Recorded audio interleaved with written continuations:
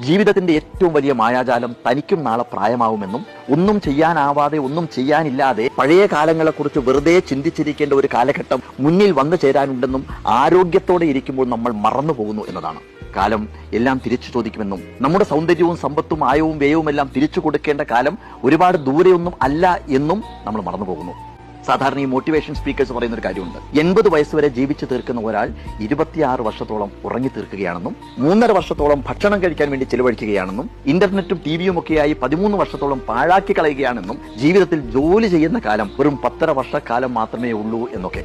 ജീവിതം ഒരു ഞാനിന്മേൽ കളി പോലെയാണ്. എങ്ങനെയാണ് താഴെ വീഴാതെ സമനില കൈവരിക്കേണ്ടത് എന്നറിയുന്നതിനെയാണ് ജീവിതത്തിന്റെ കല എന്ന് പറയുന്നത്. നദി കടലിലേക്ക് ഒഴുകുന്നത് പോലെ ഒരിക്കൽ ഒഴുകി തുടങ്ങിയാൽ നമ്മുടെ ജീവിതത്തിന് കടലിൽ എത്തിച്ചേർന്നേ പറ്റൂ.